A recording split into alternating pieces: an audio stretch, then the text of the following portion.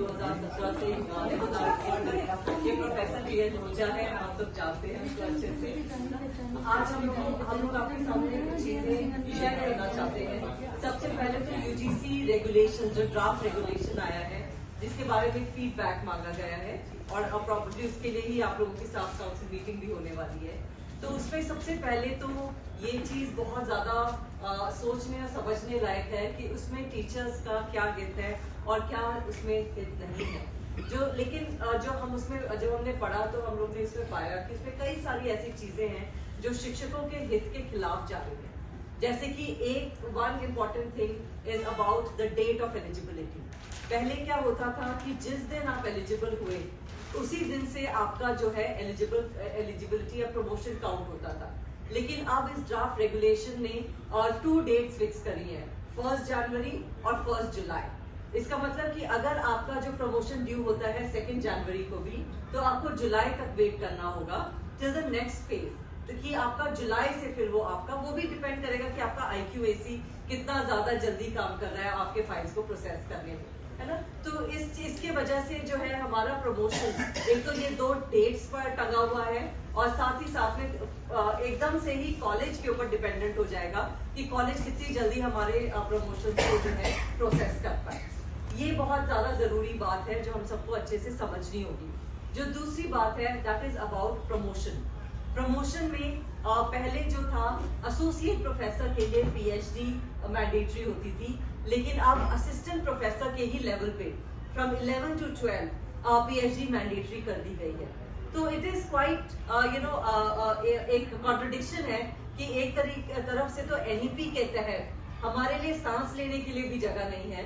We are a vacation staff, but हमें vacation मिला नहीं है, राइट। हमें अंडर मल्टीपल असेसमेंट हम लोग को तमाम तरीके के अंडर कंटिन्यूस असेसमेंट तमाम तरीके के मल्टीपल असेसमेंट किए जाते हैं। तो at the same time we are also expected कि हम असिस्टेंट लेवल के प्रमोशन के लिए भी अपनी PhD मैंडेटरी PhD करके आए।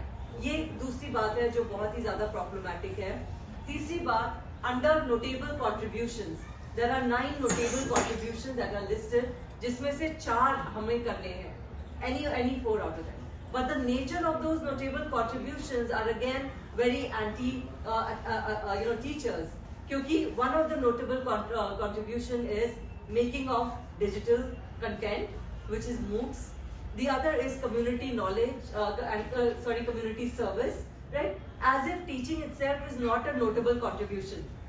As a teacher, we are doing the foremost act of patriotism and act of changing the society. Through our education, people's lives are transforming. That itself is a notable contribution. Why should we do 4 more acts of notable contribution and get a certificate for it? Within that notable contribution, there are also things like having to do MOOCs, etc., digital content creation, और तमाम ऐसी सारी चीजें जो कि बहुत मुश्किल है as teachers for us to get. Right? So this is one of the important points of our objection of the UGC draft regulation. एक और चीज है कि 10% कैपिंग जो गेस्ट टीचर्स की होती थी वो हटा दी गई है, which means rampant contractualization. आपके यहाँ पे अगर कोई पोस्ट है लेकिन वहाँ पे परमानेंट अपॉइंटमेंट नहीं हो रहे हैं, तो उस पोस्ट पे पहले तो ये था कि एड हॉक टीचर्स को नहीं लिया जाएगा, गेस्ट को लिया जाएगा, 10% कैपिंग कर दी गई, लेकिन अब वो कैपिंग भी हटा दी गई है, which means that gradually we are moving towards not only contractualization but also our own service condition becoming a tenure track service condition, right? Apart from that, the way for the appointment of professors of practice, which are highly problematic. अब तक के about 17,000 professors of practice have been already introduced in the country, which do not require any particular specialization or any particular academic qualification, right? लेकिन ऐसे professors of practice लाके क्या मतलब है?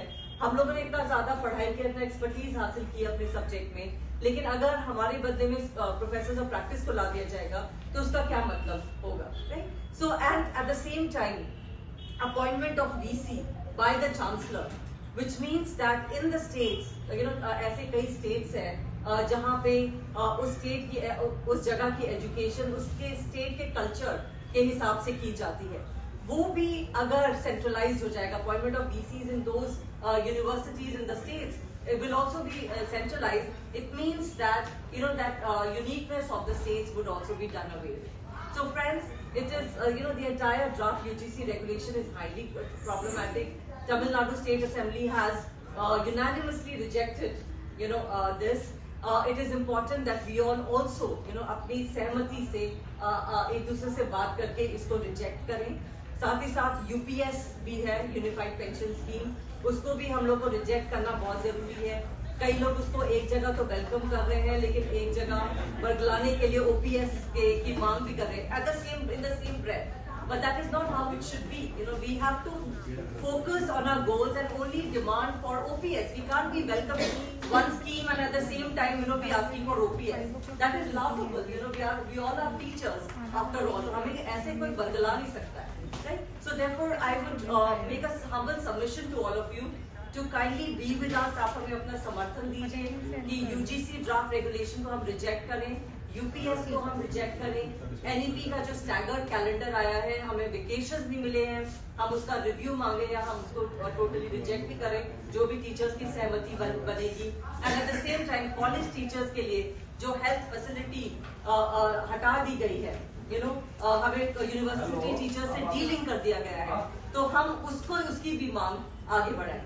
आप हमें अपना समर्थन दीजिए. आप लोगों की आवाज दोनों स्टैट्यूटरी बॉडीज, एग्जीक्यूटिव काउंसिल और एकेडमिक काउंसिल में गूंजेगी. Thank you. I now request professor T.N. Oja to share.